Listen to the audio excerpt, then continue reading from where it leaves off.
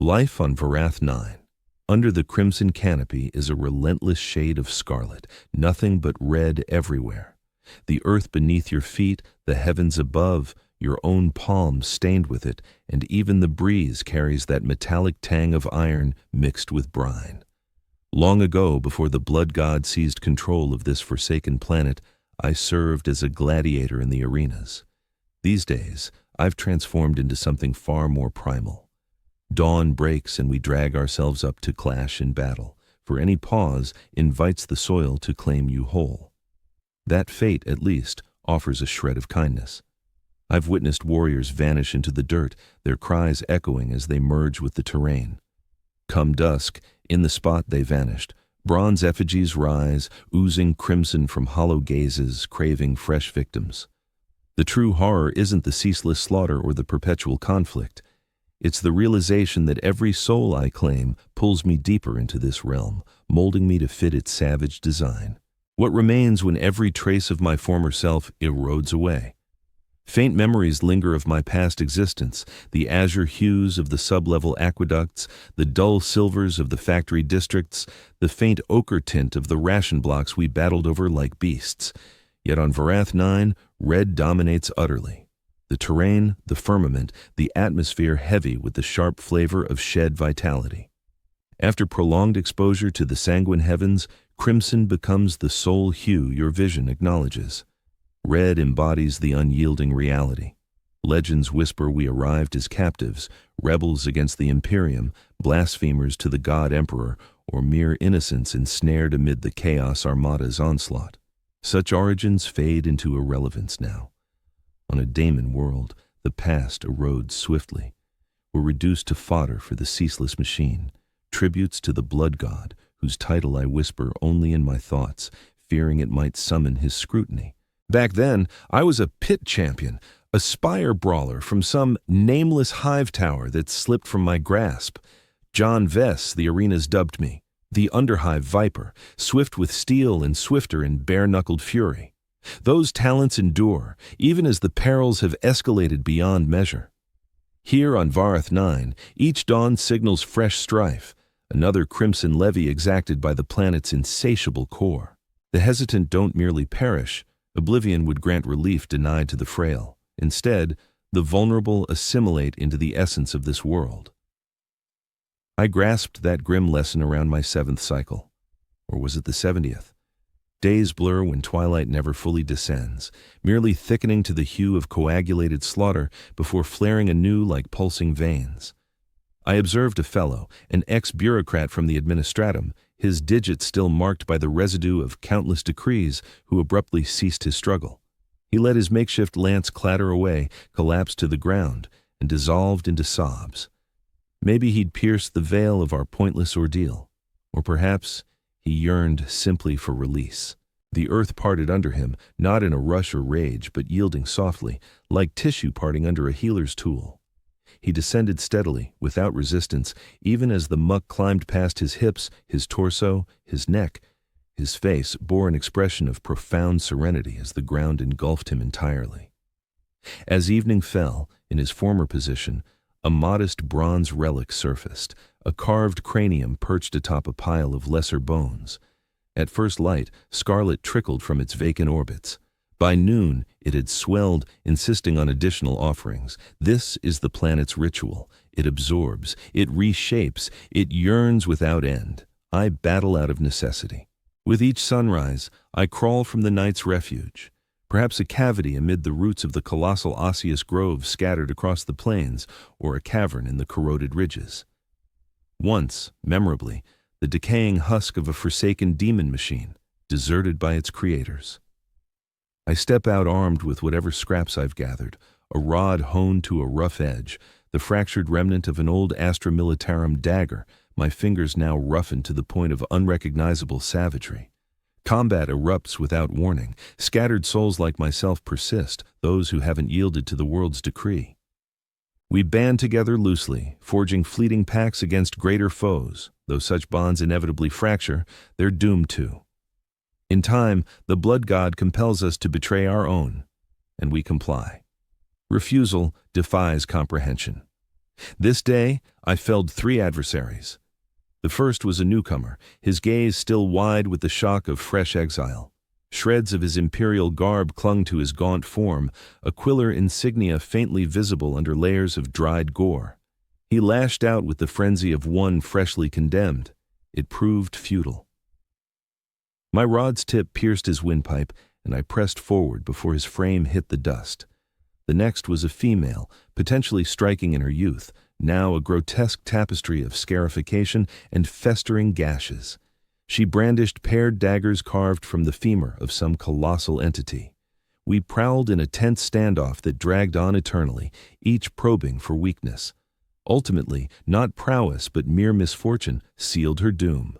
She retreated onto treacherous footing. That split-second waver allowed me to drive the serrated shard of my shattered blade into her skull. The Thimi stood apart from the rest, aged, enduring, much like me. His frame bore a map of wounds, both from foes and his own hand. Those eyes carried no frenzy, no terror, no fury, just a grim clarity. We saw ourselves in one another, I believe, not as separate souls but as reflections.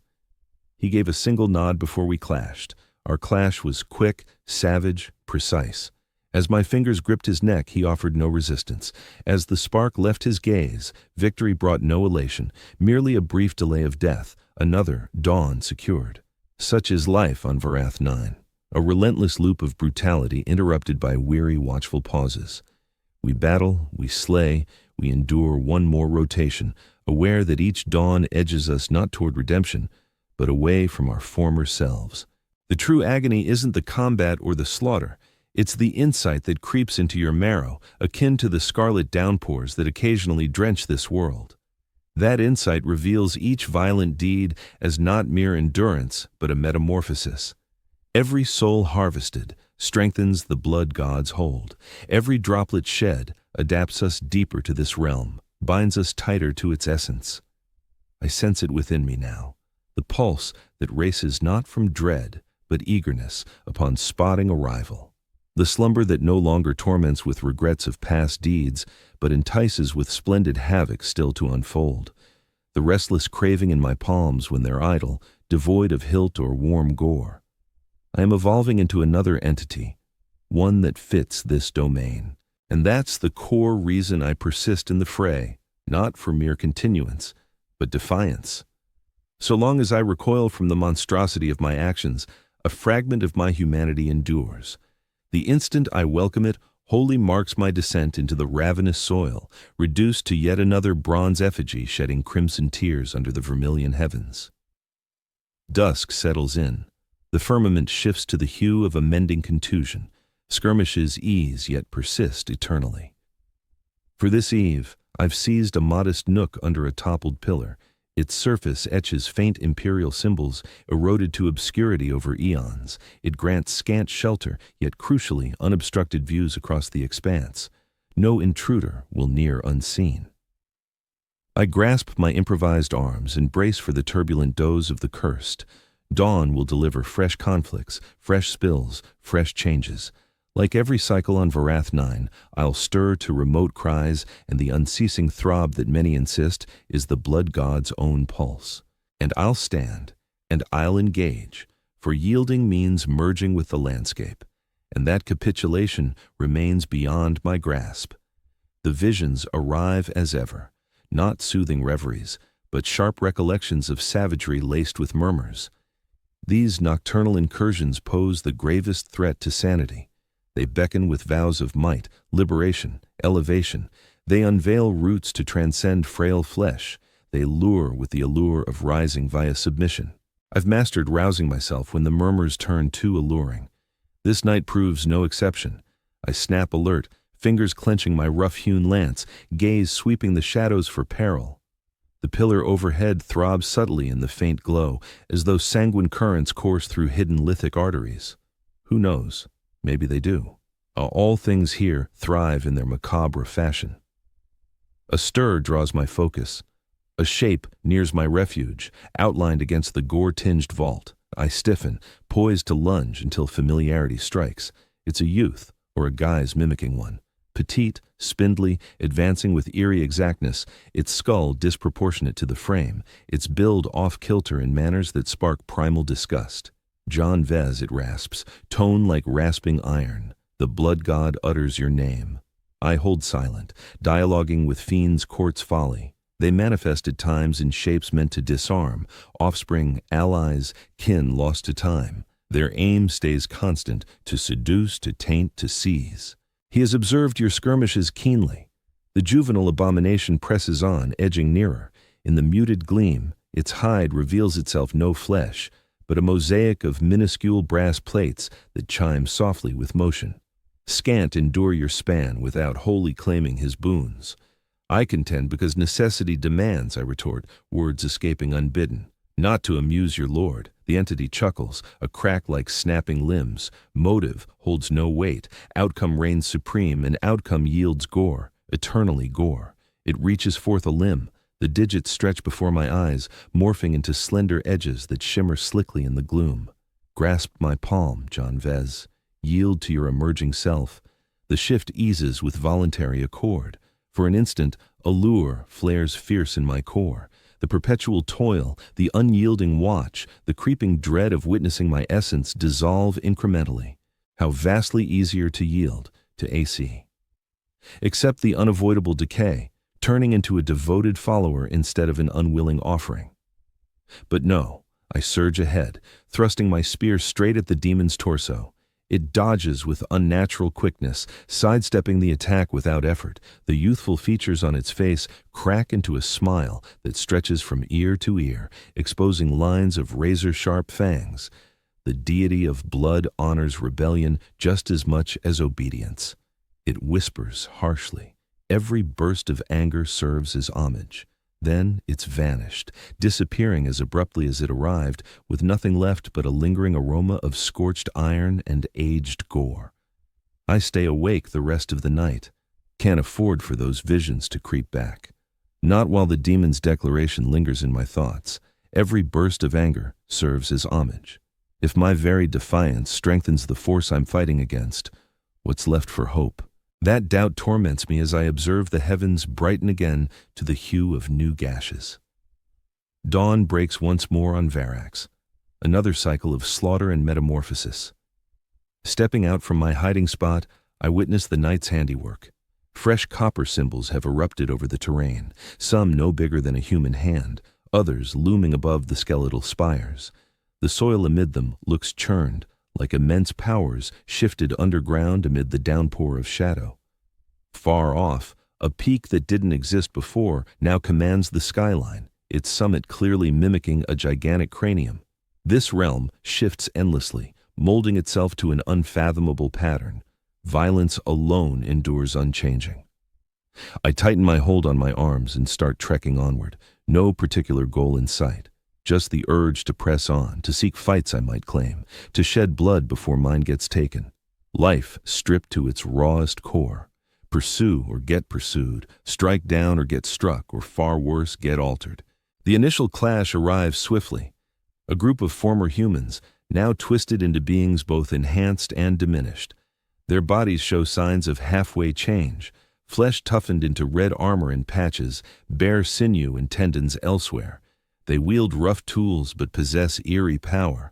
They unleash guttural war shrieks devoid of language, pure feral fury. I ought to run. They surpass me sixfold. Yet escape draws worse notice. Stalkers from the in-between voids, lured by panic's odor like wolves to a trail. Far preferable to hold ground and clash, no matter the uneven fight.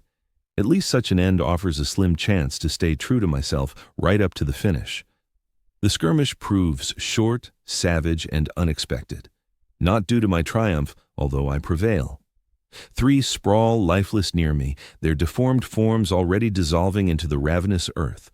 The survivors bolted once their chief dropped, his head cracked open by a fortunate blow from my rough-hewn baton. No, the shock comes from the sharp focus that settles in amid the chaos, the flawless sense of each motion, each opening, each danger. How moments stretch, letting me respond with accuracy far beyond my usual limits. When it concludes, I remain heaving breath surrounded by the slaughter. Crimson not mine, sliding off my gear, off my fingers, off my cheek where I hadn't noticed the cut. And there it is, the quiet alteration inside. Yet another fragment of my human essence eroded, swapped for something tougher, keener, better fitted to this domain. The awareness stirs no terror now, merely a cool acknowledgement. I'm evolving. Evolving from the instant I set foot on this damned planet. The sole mystery is my final form. Shall I yield to the blood deity's command, join his eager acolytes? Shall I battle on until my flesh turns traitor, merging with the soil to spawn fresh copper effigies? Or does a different route exist, a means to endure without total ruin? Whatever solution there might be waits ahead, eternally ahead. I gather usable items from the defeated, a sharper edge than what I carry, bits of hide to bolster my jury-rigged protection. A compact device that could have been a timepiece once, but now ticks toward an unknown fate. Its display swarms with minuscule bug-like appendages rather than standard digits. I abandon the remainder for the land to devour and resume my path through the perpetually shifting wilds of Warhammer 9. By noon, the firmament throbs with eerie power. Vast streaks of crimson lightning, like spurts from ruptured veins, leap across boiling vapors. Every strike that hits the earth carves a charred pit, from which warped forms of ivory and metal immediately start to sprout and twist as though sentient. They might well be. The atmosphere thickens, hard to draw in. Every breath carries flavors of brass, brine, and an undercurrent of timeless craving.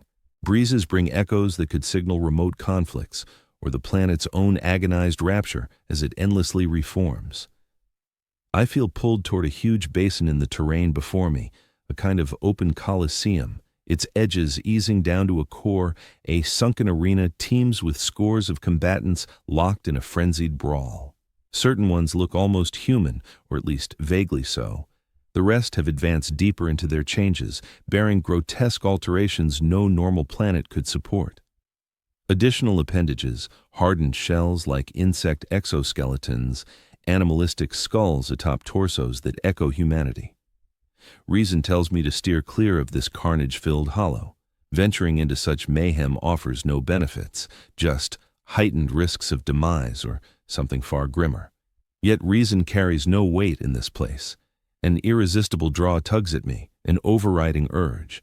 The deity of slaughter craves drama, and every soul on his domain serves as a performer in his endless drama of brutality.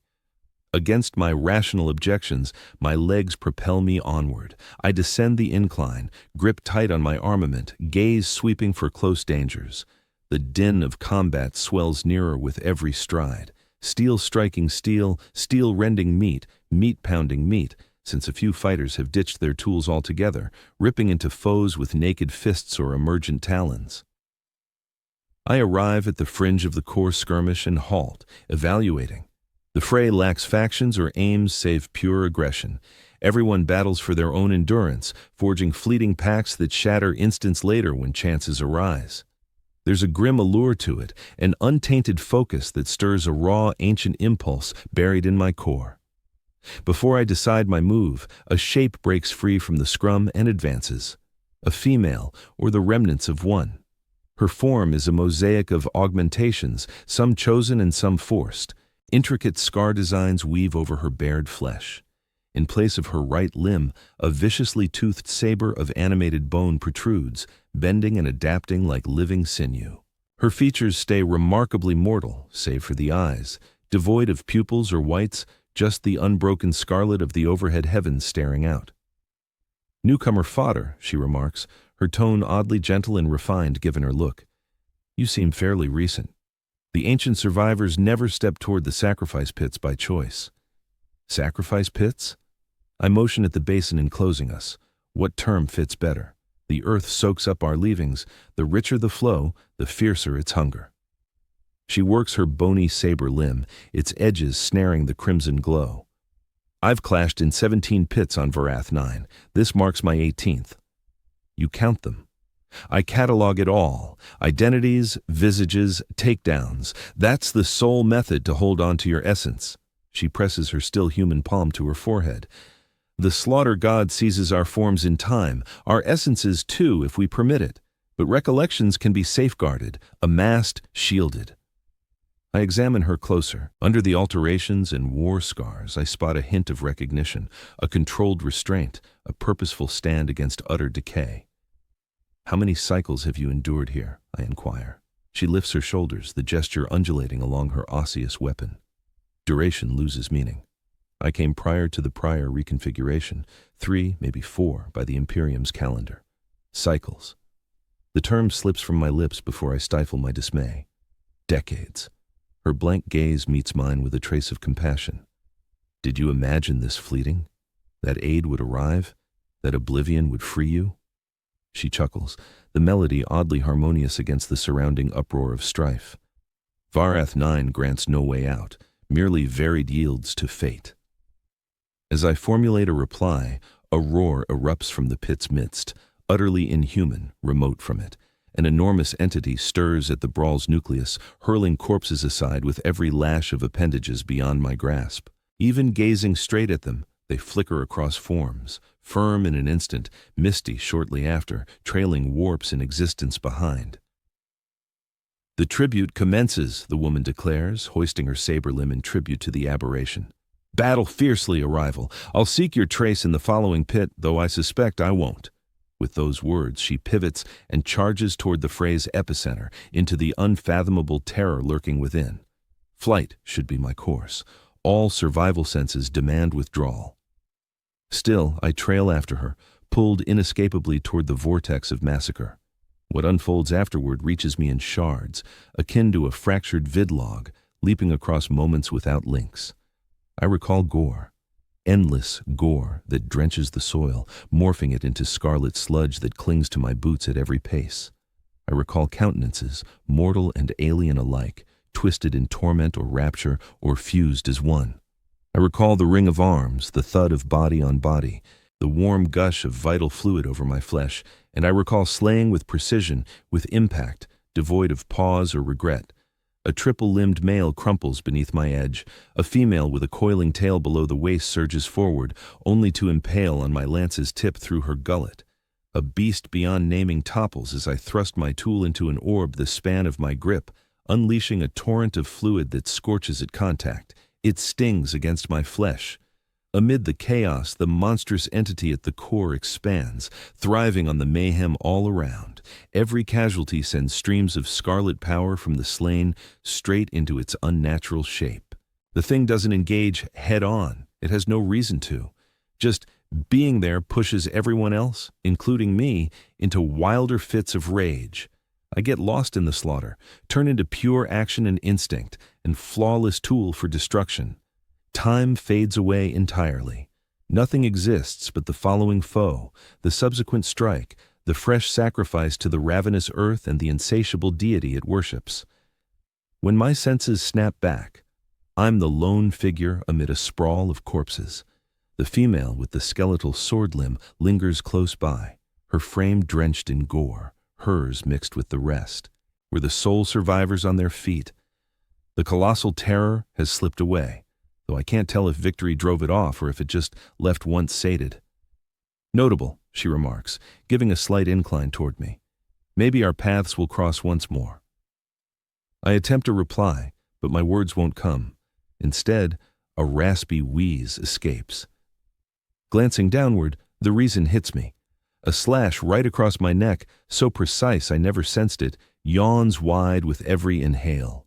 Deadly in any ordinary realm, but here, it merely drips scarlet homage into the dirt underfoot, and as if reacting, the soil shudders.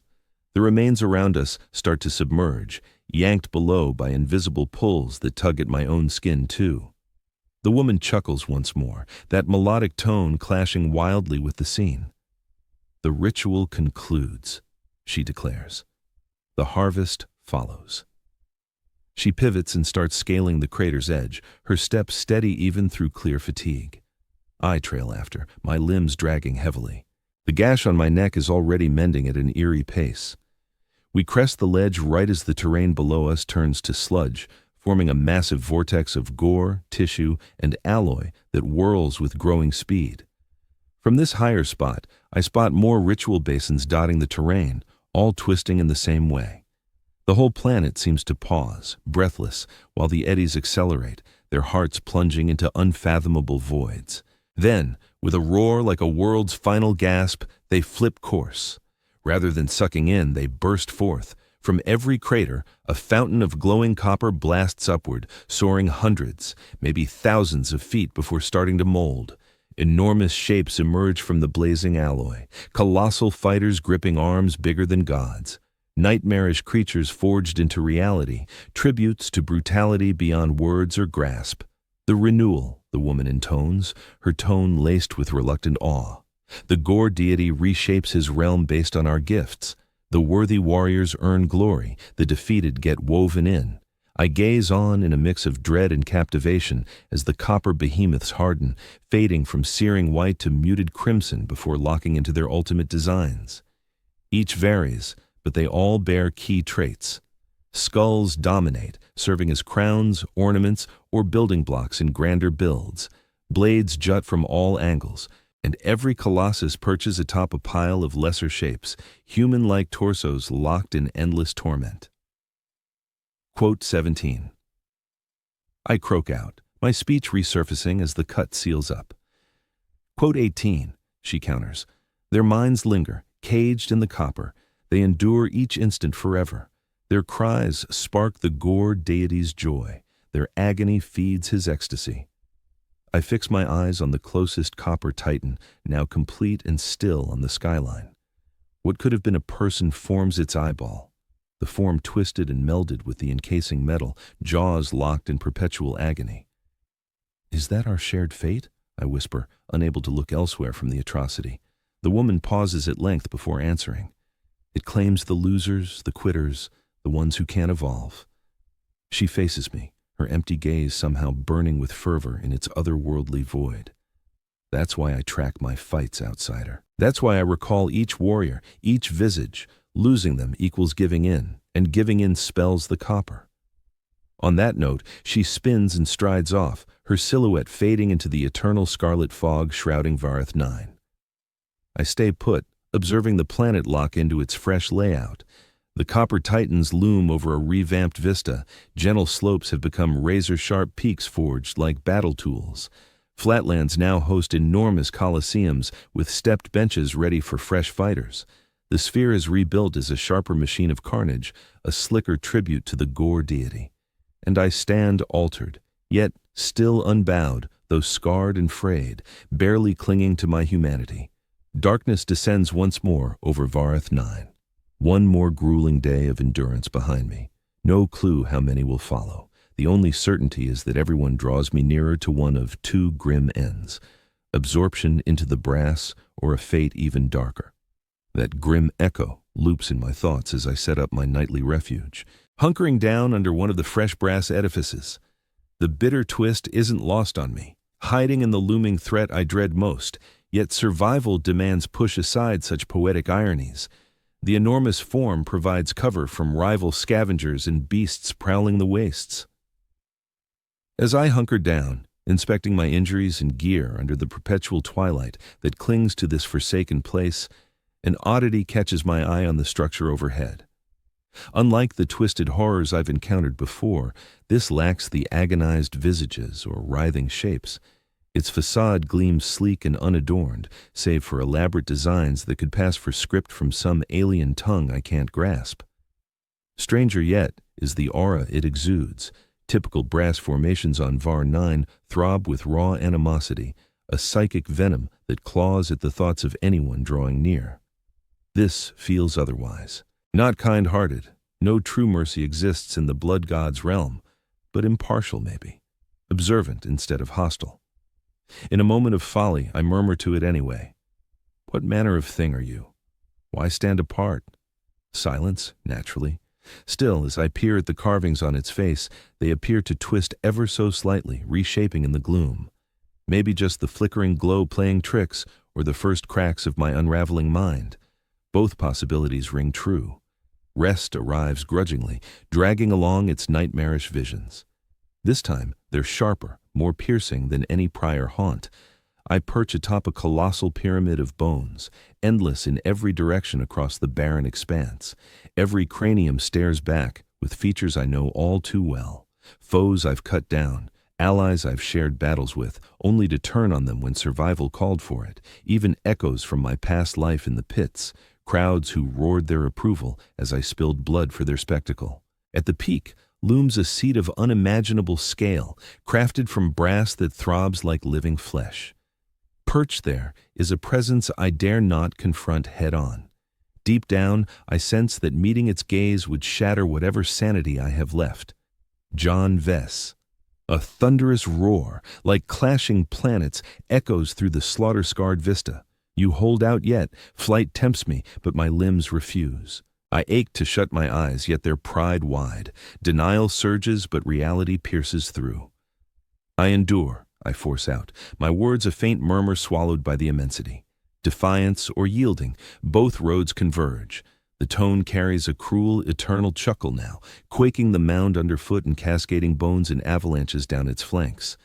All bend to the blood god eventually, by combat or capitulation, rebellion or worship. Surely there's an alternative, I counter, aware it's a hollow cry of desperation. The entity on the throne tilts nearer, and even averting my sight, its focus pins me with crushing force. There is, it declares, each syllable landing like an anvil strike.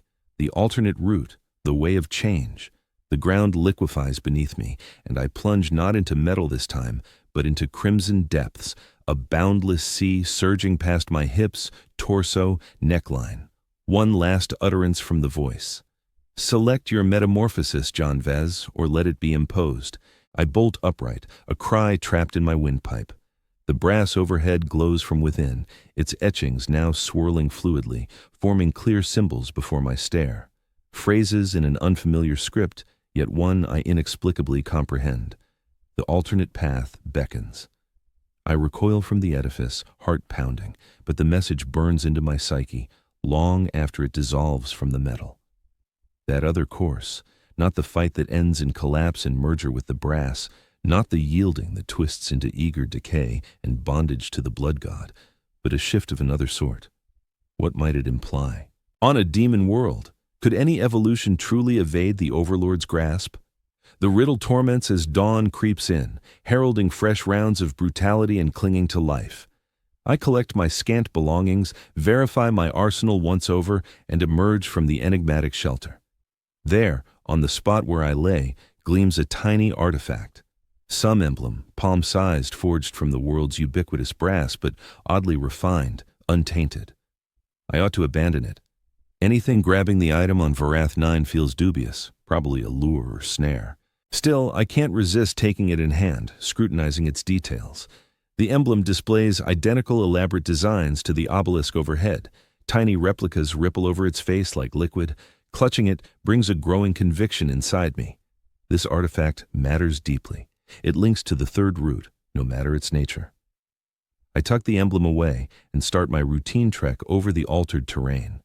The planet has shifted profoundly in just one night. What once hinted at wild countryside now screams preparation for conflict. The soil has solidified into segmented shields, articulated and pliant but extraordinarily durable. The sparse foliage that survived has warped into grotesque imitations of growth, their limbs honed to edges, their stems leaking fluids that sear skin instantly. And throughout, fresh colosseums emerge, some compact, ideal for duels among elite fighters, others immense past imagining, spacious enough for clashes of legions, all vacant at present, though I sense that won't endure. The deity of slaughter craves drama. His domain will deliver it. I steer clear of the blatant combat zones, hunting instead for the overlooked nooks and dim recesses where his scrutiny might lighten somewhat. It's a naive pursuit, I realize. No corner of Varath 9 fully evades his watch, but levels of focus vary, and I'll seize any edge, no matter how minor. Come noon, I've crossed paths with just 3 fellow holdouts, each as cautious as I am. We orbit one another from afar, weighing risks and possibilities, until we silently agree that fighting benefits no one right now. These fleeting pacts are uncommon, yet they occur. They always dissolve. In time, the urge to fight overwhelms even the firmest resolve, but for the moment, we part ways. The copper emblem in my pocket heats up as hours pass, not painfully, but enough to detect. By evening, it's nearly scorching, pulling me toward a particular bearing, though I couldn't explain the reason. Northeast over a field of alloy segments, heading to a cluster of towers on the horizon. I ought to fight this pull. Any influence steering your course on a demon world warrants suspicion. Nevertheless, I yield to it, spurred by an inquisitiveness I believed survival's grind had erased from me. The towers loom bigger as I near, disclosing themselves as intentional builds, not geological quirks. Enormous effigies, each capturing a fighter locked in victorious pose. Their traits avoid the overblown savage traits typical of the blood god's followers, opting instead for a more controlled, nearly regal starkness. Each shows injuries that should prove deadly, yet they posture defiantly, arms lifted not in menace, but in homage. Amid the effigies, a trail spirals upward to what looks like a sanctuary of some kind. Unlike the copper pillars scattered across the land, this edifice is carved from dark rock laced with scarlet streaks that throb in sync with the planet's concealed rhythm. The emblem in my pocket now scorches fiercely, humming with power I can't grasp. I should retreat. Every survival reflex howls against advancing. But I press on, compelled by influences I neither fathom nor defy. The sanctuary's doorway gapes ahead, a portal to oblivion. No sentries, no obstacles, only personal dread blocks the way. I pause just a moment before crossing the threshold, the emblem now searing my skin despite the barrier of my garb. Inside, pitch blackness reigns for a few pulses of my heart until vision adapts. The space expands into a huge hall, its roof vanishing into gloom far overhead. In the middle lies a basin of fluid, unnaturally calm for water, too transparent for gore, yet glowing with the identical red tint as the external heavens. Encircling the basin, forms keep a mute watch, males and females, or remnants of such, their frames scarred by the same mutations plaguing all who linger too long on Varath 9. But they hold with order, with intent, with a quality absent since I set foot on this damned sphere. Poise. One advances as I cross in. A colossal figure. A male whose hide has toughened into slabs akin to the outer earths, yet whose gaze stays remarkably mortal amid shifted hues. "You carry the emblem," he declares, tone like boulders scraping together. "The Sentinel has selected you." "The Sentinel?" I inquire, my fingers drifting instinctively to the searing copper in my pocket, the figure who remains detached, the one who eyes the extended contest. The Colossus points to the basin in the hall's heart, the one proposing the third route. What constitutes this third route? Neither defiance nor yielding. What other option prevails here? The Colossus chuckles, a rumble like landslides in remote peaks, undermining. The term lingers amid the tension between us, a seductive and perilous act of rebellion. Defying the blood god feels like teetering on the edge of insanity. Still, these fighters stand resolute, altered yet uncorrupted, reshaped without yielding. Unthinkable, I mutter, even as I yearn to accept it as truth. On a daemon world, nothing thrives without the master's consent. Consent, indeed, echoes a fresh voice from over my shoulder, its melody sharp and grating, akin to shards of glass shattering in rhythmic bursts. I pivot to confront the speaker and come face to face with the figure whose arm is a bone sword, the one from the ritual basin. In the temple's faint glow, up close, her alterations reveal themselves as vast yet restrained, intentional instead of wild. The organic weapon comprising her right limb throbs to its own beat, separate from her pulse or the planet's. Her eyes, devoid of pupils, fix on me with a spark of familiarity. "You made it through," she remarks, her words carrying a hint of respect. "Not many endure their initial immersion in the basin." "The emblem," I reply, fishing the bronze medallion from my pocket, ignoring its searing warmth. "It guided me to this spot." She inclines her head, unperturbed. "The Sentinel selects with precision. It has witnessed your clashes, your defiance, your steadfast refusal to yield to this world's designs. What is this sanctuary? Who exactly are you all?" The woman shares a look with the colossal figure before she answers. We embody endless resistance, treading the alternative route. We serve neither as the blood god's devotees nor as reluctant offerings, but as an unforeseen variant. Tell me more, I insist, torn between doubt and fervent optimism inside. With a wave of her hand, the fluid in the main basin stirs, swirling into visions that evolve as her narrative unfolds. Chaos breeds decay, distortion of goals, warping of motives. It defines the blood god to taint everything he encounters, reshaping all inhabitants of his realm into tools for his desires. The basin displays scenes I know all too well, whether they welcome the shift or fight it. Soldiers in combat, the defeated turning to bronze, the eager morphing into horrors obsessed with carnage. Yet decay can twist upon itself, she presses on, her speech adopting a chant-like rhythm.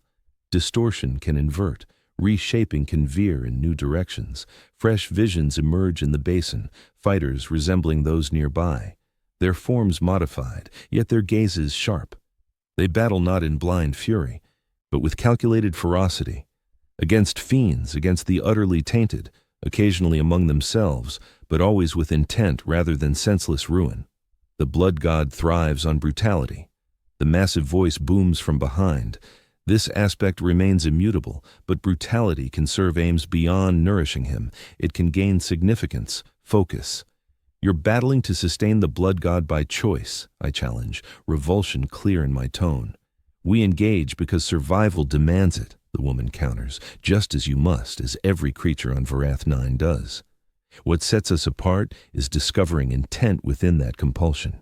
We seize control over our own decay. The basin's display shifts once more, depicting fighters enduring mutations akin to those I've seen planet-wide.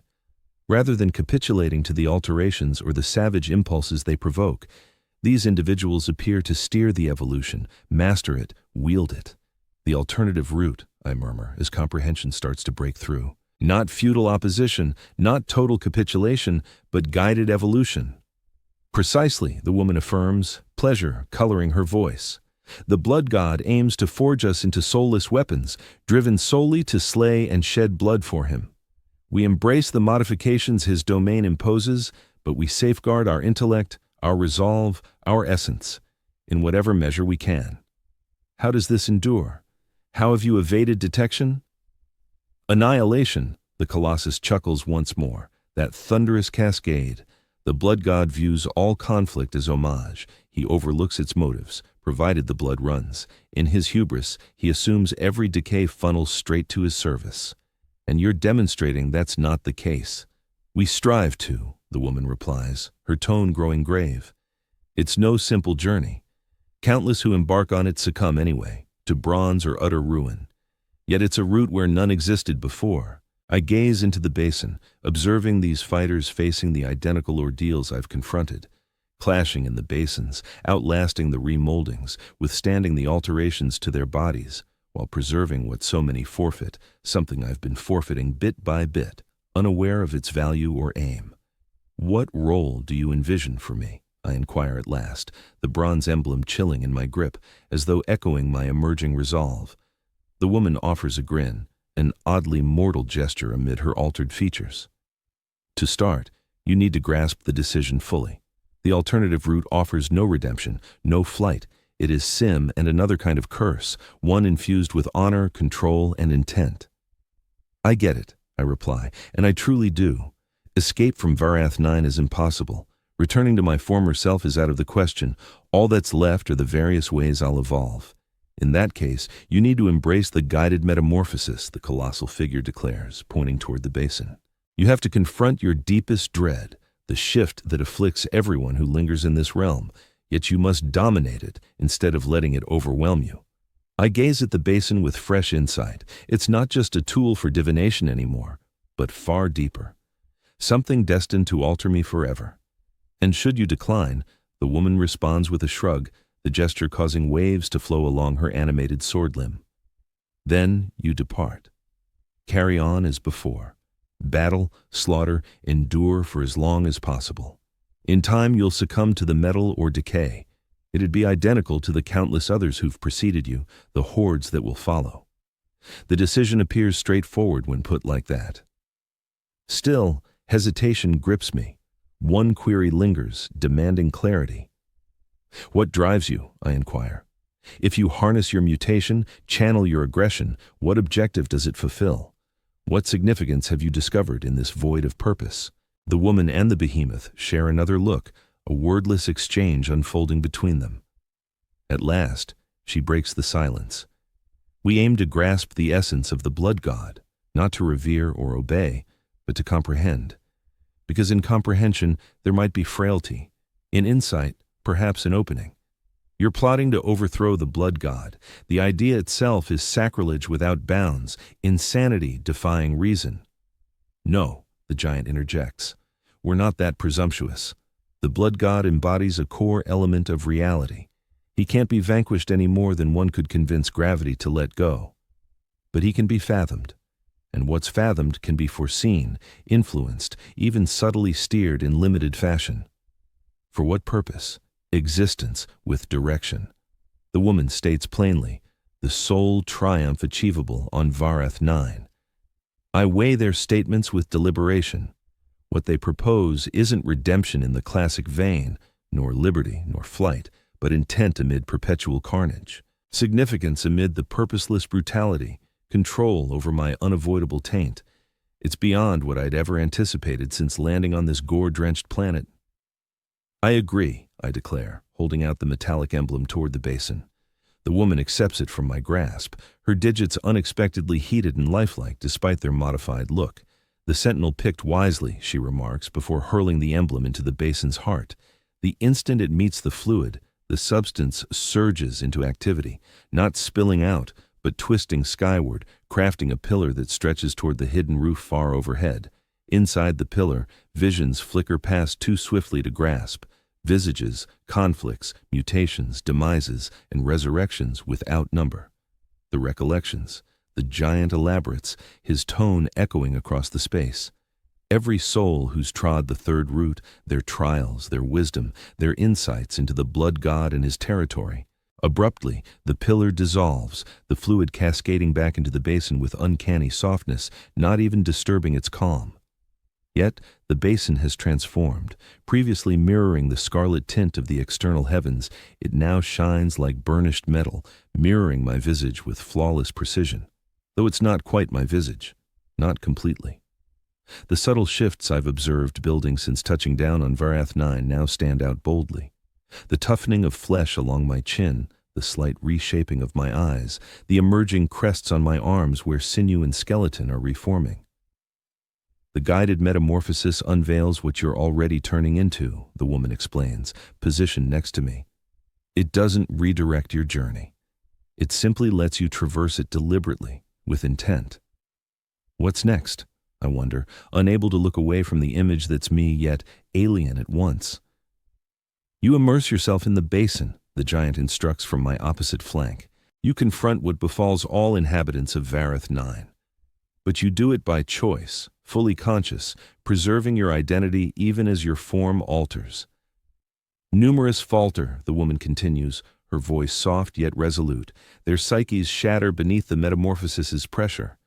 They surface as the very thralls they aim to evade, brainless devotees of the blood god, or even hollow shells primed to merge with the metal. And should I prevail? Then you become one of us, the giant affirms. You battle like we do, deliberately, masterfully. You absorb the truths we've uncovered regarding the blood god's core. You contribute your insights to the basin for future arrivals. I survey the assembled fighters anew, perceiving them with newfound clarity. Everyone has endured what's impending for me. Each has confronted the metamorphosis and clung to their identity, their drive, their remaining shreds of humanity in whatever guise endures. I reflect on the ceaseless clashes I've been locked in combat ever since setting foot on Varath 9. The countless lives I've ended, the profound shifts rippling through my flesh and thoughts. Each passing day, my mind drifts to those towering brass effigies with their twisted, howling visages, to the utterly twisted fighters who live solely for slaughter and carnage. And so I enter the basin. The fluid makes no impression on my skin, neither heat nor chill. It's as if I've plunged not into liquid, but into a kind of force that evades every nerve and sense I possess. Still, I watch it climb around me as I move deeper toward the heart of it, mirroring my evolving features with unflinching precision. In the basin's core, I halt. The substance now laps at my midsection, stirring softly with every inhale. I turn my gaze to the woman and the colossal figure stationed along the rim, their faces etched with emotions I can't decipher. "What now?" I shout toward them. "You yield," the woman answers. "Not to the blood deity, not to decay, but to evolution under your control. You embrace the shift you're undergoing without forfeiting your essence." The nuance strikes me as more theoretical than actionable, a matter of abstract debate. But as I linger there, sensing the fluid creep upward, I start to grasp how the alterations surging in my form since landing on this planet have paralleled those in my psyche. Heightened ferocity, fading compassion, an escalating craving for brutality that stands apart from mere self-preservation. I've battled those mental shifts as fiercely as the bodily ones, viewing them as taint to repel rather than evolution to guide. I yield, I declare the phrase carrying a ceremonial weight. I yield to what I'm turning into. I yield to the course set out ahead. Yet I tread it deliberately, with intent, with volition, with full consciousness. The blood deity would strip that from me. Abruptly, the fluid swells, surging beyond my torso, my neck, my jaw, in the blink of an eye. I scarcely manage a gasp before it swallows me whole, wrapping me in its eerie, void-like hold. Then, the agony strikes. Not mere bodily torment, although that follows soon enough. This runs deeper, more primal. The torment of one's core self under siege, of personal identity facing erasure, of morphing into an alien state while fiercely gripping what defined me. I glimpse the person I once was on Varath 9. The hive combatant, adept yet just a cog in the Imperium's colossal engine. I behold what this planet has forged me into, the endurance-tested outcast reshaped by surroundings, teetering on the razor between defiance and capitulation. And I envision the doom if I persist unchanged, the unavoidable plunge, be it into brass-bound madness or eager depravity, selfhood shattered regardless. But a different route emerges now. The way illuminated by unyielding evolution on my conditions, alteration steered by resolve, not simply opposed or welcomed. The torment sharpens as my frame accelerates its metamorphosis beyond prior paces. Skeleton remolds under the surface, sinew rips and rebuilds in fresh alignments. Vital organs relocate, a few turning obsolete, others gaining novel roles. My bloodstream scorches through conduits, evolving from baseline humanity into something amplified yet diminished. Amid it all, I anchor to a single conviction, a vital fragment of self that cannot be relinquished regardless of further mutations. I am John Vez. I battle out of obligation, yet I dictate the significance of my wars. Within the basin's reshaping hold, duration fades into irrelevance. It might span seconds or eons as I hover in flux, unraveling and reconstituting at once until the suffering ebbs, yielding to an uncanny sharpness. Perception of my physique stretches past ordinary mortal bounds. I detect the pulse racing along my arteries, the swell and flex of augmented tissues, the faint adjustments in a framework now tougher, sturdier, more enduring.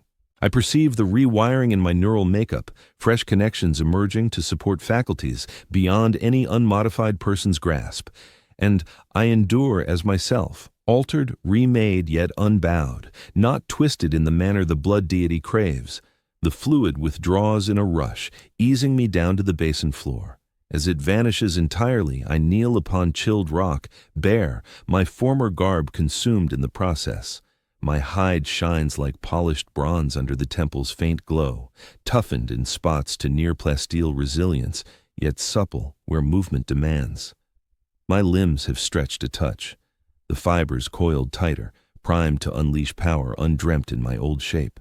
My torso is widened, skeletal enclosure stretched to house-upgraded respiratory and circulatory systems, a core that thumps in dual cadence now.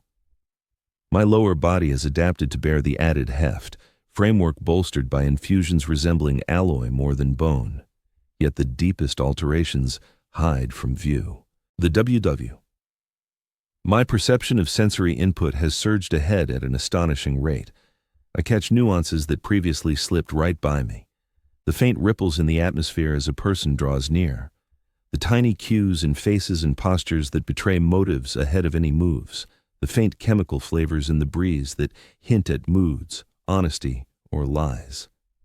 I stand up, astonished by the fluid grace of the movement, the seamless harmony of my altered form, even with its profound modifications. The woman draws closer, holding a stack of clothes she hands over with an approving tilt of her head. "You've navigated the third path without a hitch," she remarks as I slip into the outfits, obviously tailored for a physique like my reshaped one. Not many pull it off right away. It seems I fumble for terms to capture the essence of this profound shift, altered at the core, yet still authentically me. Precisely.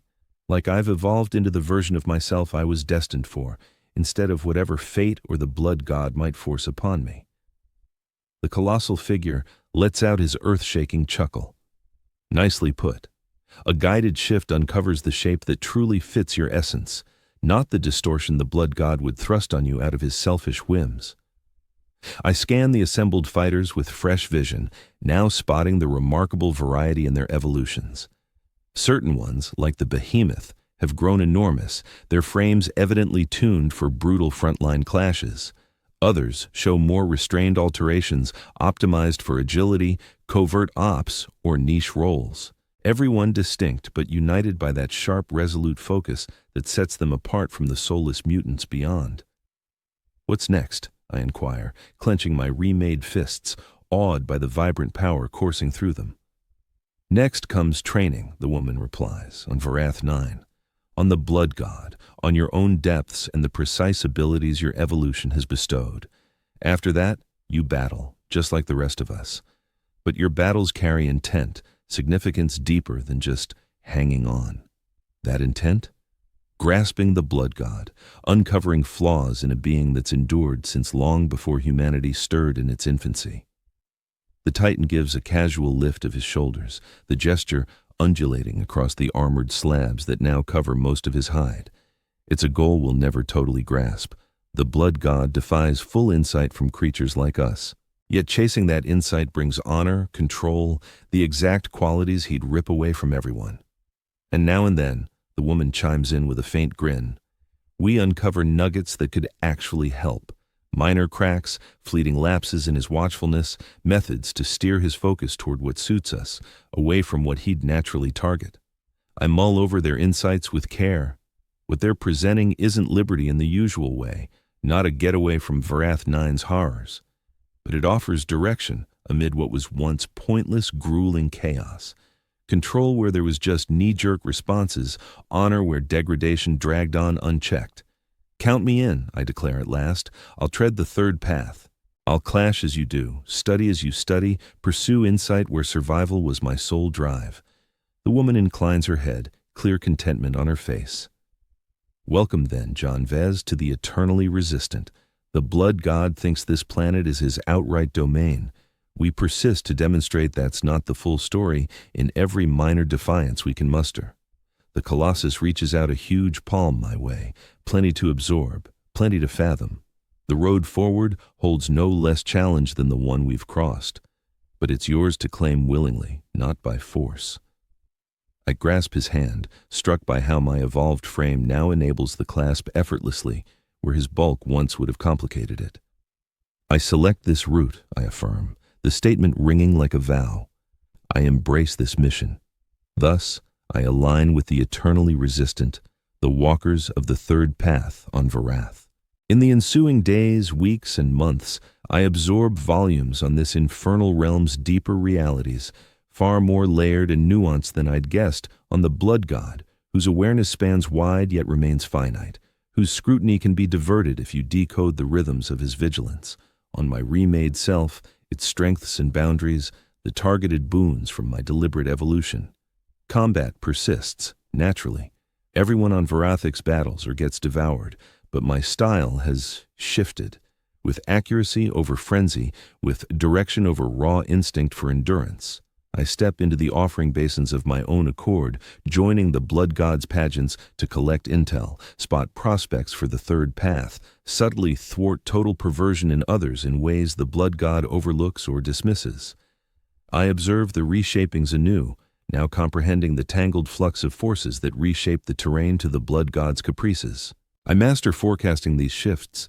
To pose, I position myself and my comrades in rebellion to gain the upper hand as the world reshapes around us. I come across the utterly tainted ones, those who have fully accepted the blood god's offerings without hesitation, transforming into his eager tools of carnage. I battle them only when I must, steer clear when I can, and observe them relentlessly, because their taint reveals the root the blood god desires for everyone. Their blind loyalty to brutality just for the thrill of it embodies the destiny he imagines for his realm, a destiny that we, the unyielding rebels, strive to disrupt, to erode, to steer away in any subtle manner we can manage. We hold no false hopes of triumph in the conventional sense.